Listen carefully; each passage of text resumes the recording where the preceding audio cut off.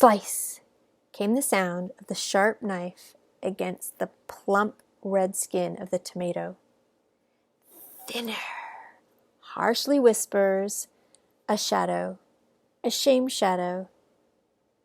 I look at the tomatoes on my plate. They're 4, almost translucent. I take one back. I count 3. I look up for approval, and all is silent. How many of you have felt that in your life, where there is this idea of you're not enough, you're too much, or who do you think you are? I'll never forget the time that I was in a public restroom and I saw a woman look at herself in the mirror and point and shout the most terrible things to herself. She pointed and said, "You are ugly! Never forget that!" I was impacted. I have never seen such harshness spoken to one person, and it was their own words saying it to themselves. That shame, that pain, I call it the shame shadow, and it will always be there. This is something that's interesting. There's opposition in everything. When there is light, there will be shadow behind. As the object stands in its path, it casts that shadow. That's an eternal opposition. It will be continuous. Where there is light, there is darkness, because there's opposition. So that shadow back there, it will always be there. Never think you can cut it off. It will be there. Well, wow, that doesn't feel too hopeful. That doesn't feel too much like there's light. That feels like you're dimming. That feels like I'm falling into an abyss. Where's the hope in that?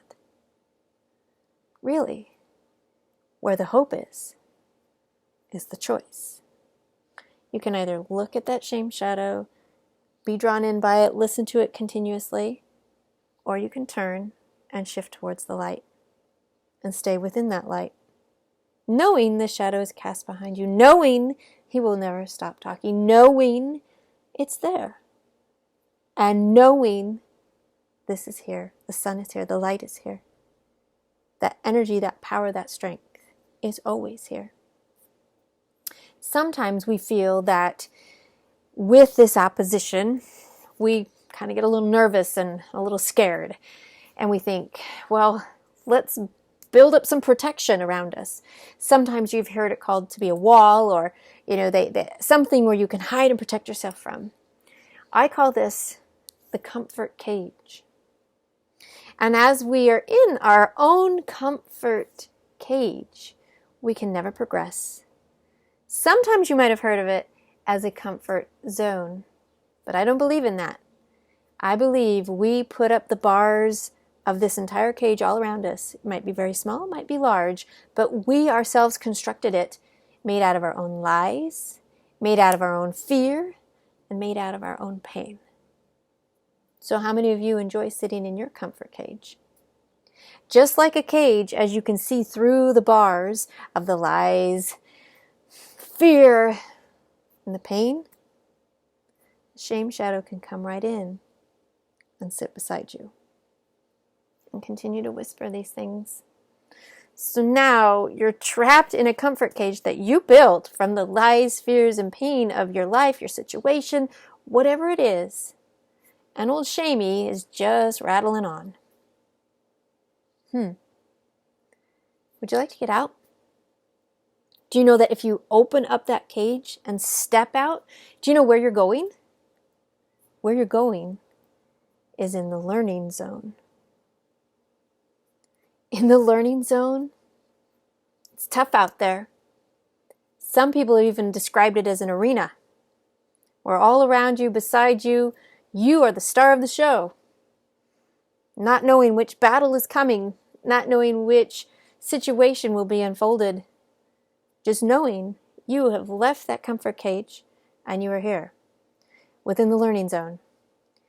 Now, when things can get tough and hard, and whatever kind of analogy you want to hear about the fight and the battle, many times we want to race back towards that comfort cage and slam the cage and think, whew, this is better than progressing. I'm good right here.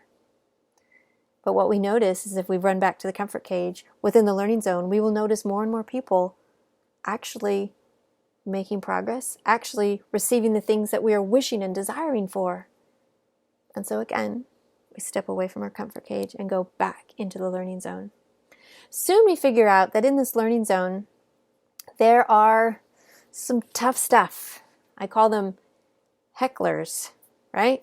The ones that continuously pick. They seem like they've joined the Shame Shadows team and they just repeat some of the things that you've heard all through the morning or during your meeting or during that big presentation at work or, unfortunately, from a spouse or from a child or from a best friend.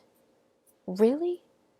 These hecklers, because they don't understand your point of view, your situation, but they just know that they can judge, they can control, and they can shout out whatever they want while you're in your learning zone. Well, they're not brave enough to step in. They're not brave enough to get down and dirty. They're not brave enough to join you. But it's easier just to heckle. Now, maybe at times you have become a heckler to someone else. You might want to check that.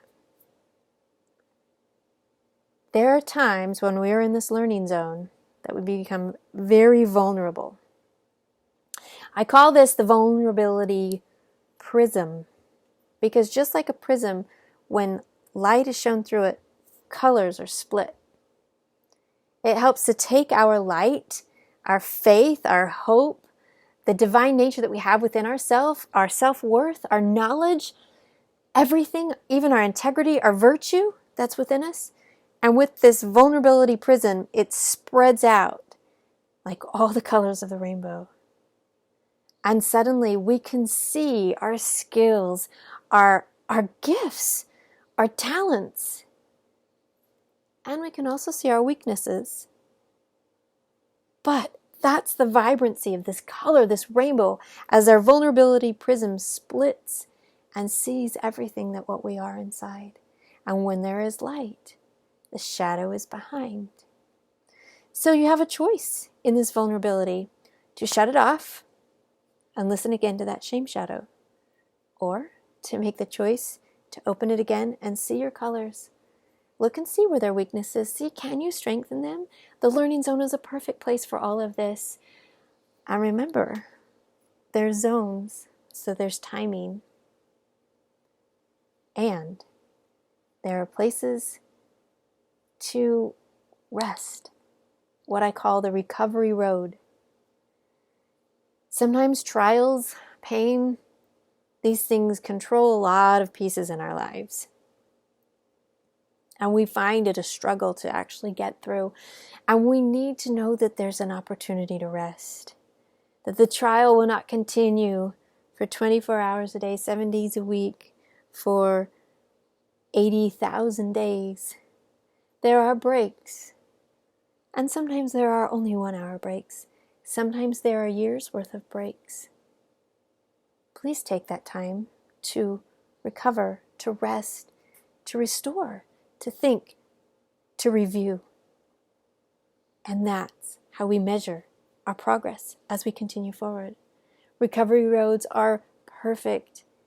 They're that time that we can sit while we're in the learning zone, reflect, review, everything like that. It is a beautiful place. There are times when it's hard, right?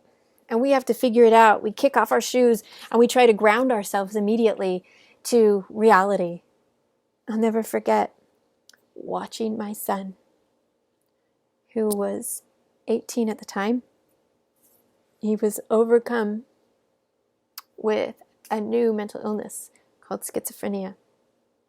And as his shadow overtook him from the mental illness, I watched and I saw, and I had to still tell myself, he is Garrett. He's 18 years old. He is an artist. He is love. There is more inside. This is just a shadow over him for the moment.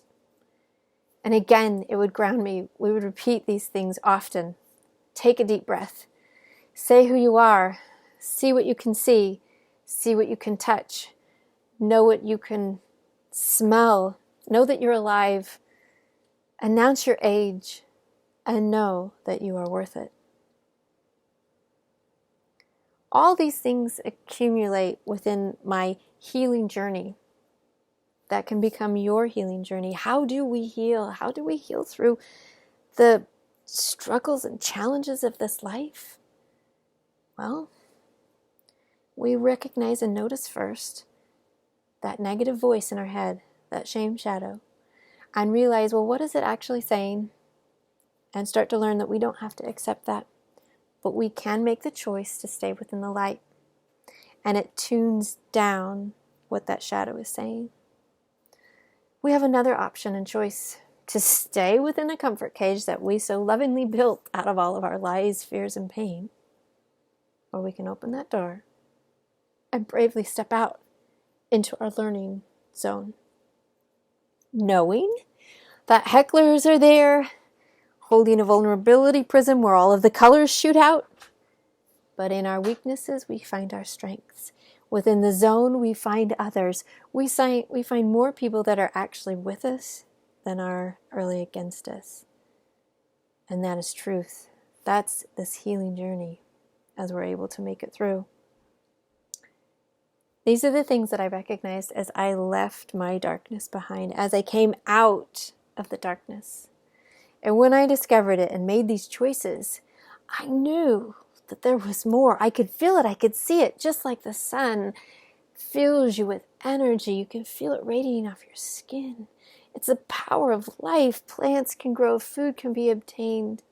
Happiness is felt. Wow. This light, this fuel. How do we keep it going? That was my next question. As I continued to journey through this learning zone, how did I keep this going? How could I feed my lamp? How could I keep the energy of the light continuous? I found it was very simple. Time together with my Maker. Time in His Word. Positivity. Writing my thoughts as opposed to swimming and swirling in my thoughts, getting them out, painting them out, writing them out. Finding direction. Surrounding myself with good people. And recognizing those that were hurt and in pain, that you can help still from afar so that you're safe. Once I learned how to find my light and how to fuel it, suddenly I couldn't contain it anymore, and it began to amplify out like this beacon of light. And I knew I was out of darkness. I encourage all of you to go through the steps and to learn how you can be out of your darkness. Thank you.